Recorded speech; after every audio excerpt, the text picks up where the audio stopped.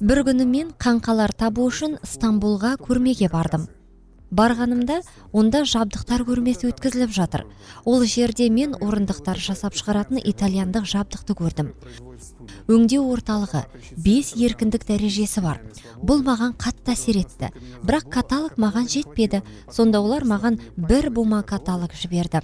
Менде жалын пайда болып орындықтар шығаратын болдым. 2002 жылы біз жабдықтарды алдық және орындық шығара бастадық. Мынау бірінші модельдердің бірі. Қазір модельдер қатары мына жерде көрсетілгеннен көбірек. Мысалы, міне, итальяндық Венеция орындығының көшірмесі өте сапалы, түп нұсқамен бірдей десе де болады. Біздің серіктестеріміз итальяндық жиһаз саудагерлері бізге үлгі берді. Біз сол бойынша жасадық.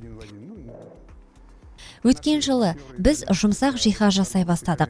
Бізде аздаған алаң босады. Біз нарықты, модельдік қатарды зерттей бастадық. Бізге әлемдік үздік модельдер ұнады және оларды ісімізде қолдана бастадық. Жаңадан көп нәрсе ойлап шығарған жоқпыз, бірақ басқалардікінде көшіріп алмадық. Біз тек сурет бойынша жасап шығардық. Өз өзгерістерімізді енгіздік. Осылайша қазір жылжытқымыз келетін жұмсақ жиһаздың тұтас модельдік қатары пайда болды.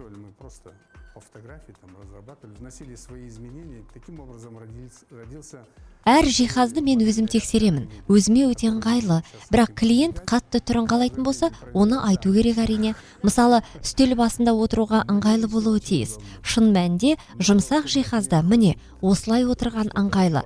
Бұл жерде ұйықтап кетуге болады.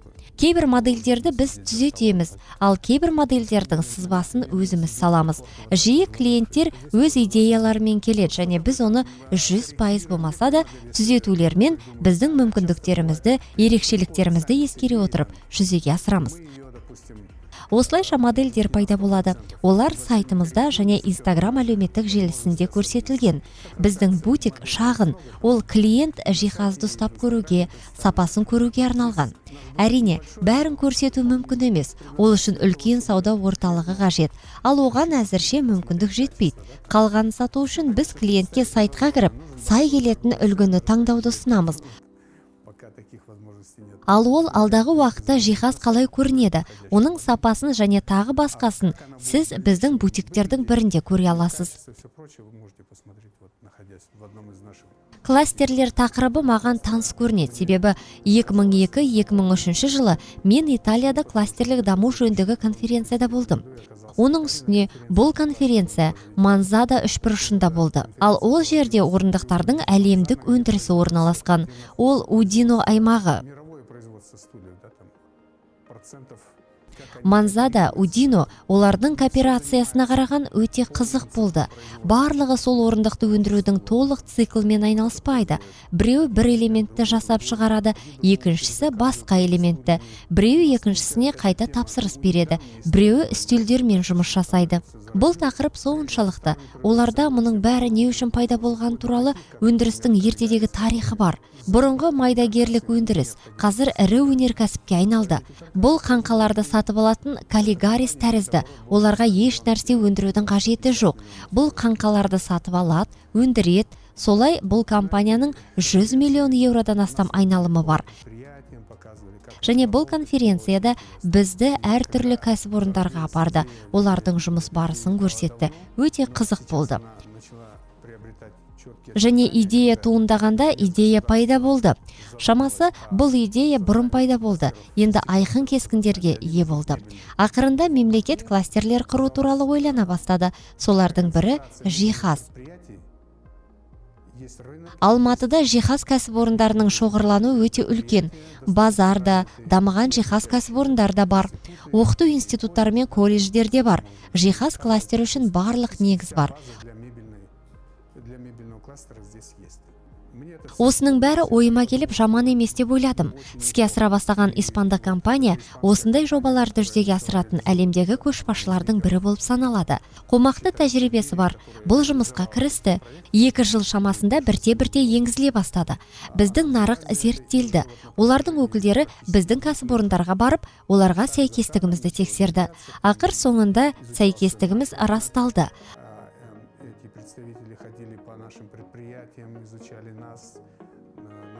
Алматы жиһаз кластері жұмыс істей алады және оның болашағы бар. Егер мемлекет тарапынан кластерлік бастама ретінде осындай түрткі болса, егер бізде өнімді өткізу мүмкіндігі пайда болса, өйткені өтім бұл мәселе. Кәсіпорын құру қиын емес, сатуды үйрету, шоурум жасау өте қызықты. Осылайша Қазақстанда жасалған бренді толық күшіне ену үшін біздің өнімдерімізді алға жылжыту. Шын мәнінде біз бәсекеге қабілетті өнім шығара аламыз, бірақ бізді аз таниды, ал кластер көмегімен бізде көптеген мүмкіндіктер пайда болады.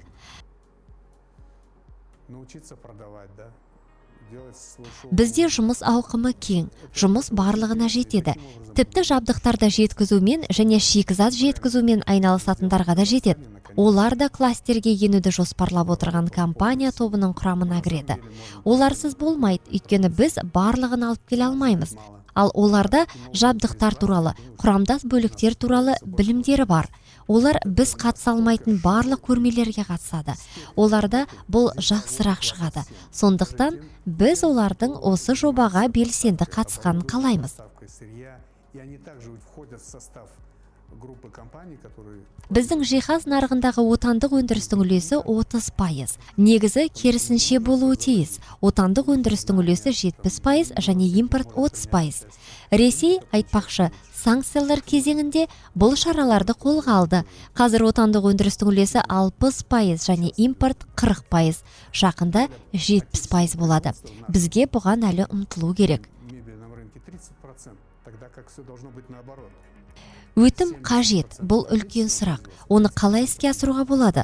Ол үшін бізге мемлекеттік сатып алу қажет. Белсенді қатысу қажет. Бұлай іріктемелі емес, мемлекеттік сатып алуларға шыңдап кірісуіміз қажет. Біз оны іске асыра аламыз. Бізде негіз бар. Адам ресурстары, дайындалған кадрлар бар. Сондықтан біз оны іске асыра аламыз. Осы жобаларға қатысу үшін отандық тұтынушы, біздің биліктің сенімі қажет.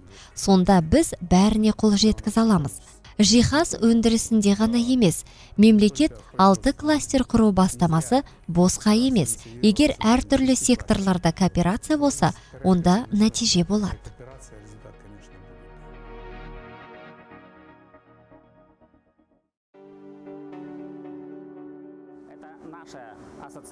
Алматы жиһаз кластерін осы кластерлік бастамаға енгізуді ұсынған біздің ассоциация болатын.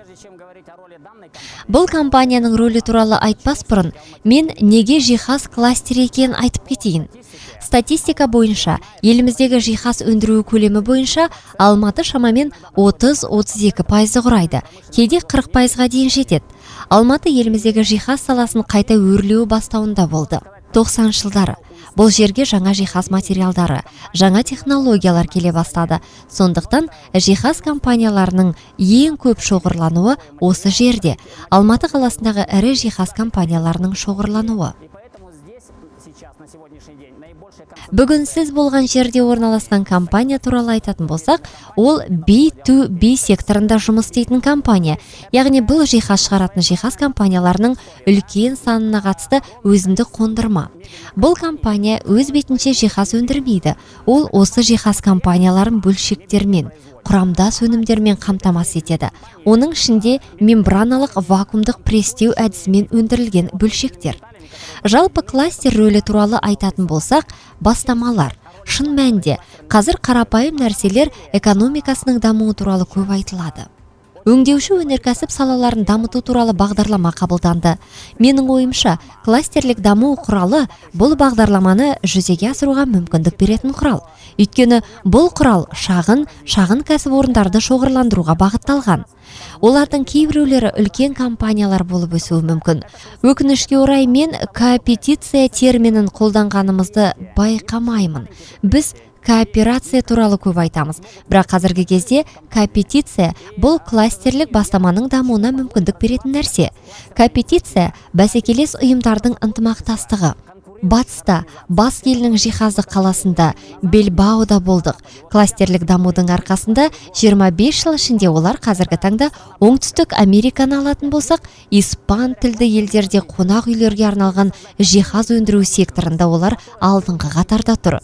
Халық саны тек қана 5 миллион, шағын мемлекет. Біз онда болған кезде олар бізге альбомдарды мақтанышпен көрсетті және біз жиһазшылардың 5-ші буынымыз деп айтатын. Сол альбомдарды көрген кезімде Баск елінің өнеркәсібі 25 жыл бұрын қандай жағдайда болған көрдім.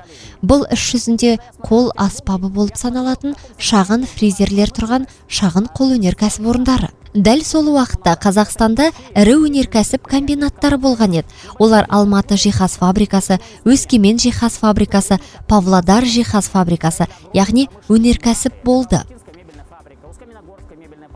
Бірақ бүгінгі күні біз өткен жылы экскурсияны болған Баск елінің жиһаз өнеркәсібінен қалыс қаламыз. Айырмашылық өте зор. Менің ойымша, бізге терең ойланып, бірте-бірте өз тиімділігін көрсеткен өңделген құралды пайдалану қажет. Ол кластерлерді дамыту, біздің өңдеу өнеркәсіпті көтеру қажет. Оның ішінде жиһаз өнеркәсібін. Жиһаз саласы біздің экономикамыз үшін құнды нәрсе, өйткені ол жұмыспен қамтиды. Шын мәнде статистикалық мәліметтерге сәйкес Қазақстанда 843 кәсіпорын бар. Бірақ бұл айсбергтің шыңы ғана. Өйткені жиһазшы болып тіркелмеген жеке кәсіпкерлер саны қаншама. Олар жиһаз жинаумен айналысады, жеке қызмет көрсетеді, жиһаз жасайды, жиһаз орнатады. Бұл сан 10 есе төмендетілген. Бұл кем дегенде 10 есе. Сонымен қатар, жиһаз сатумен айналысатын сауда компаниялар да бар. Міне, жиһаз саласы жұмыспен қамтылуын қамтамасыз ете алатындығымен құнды.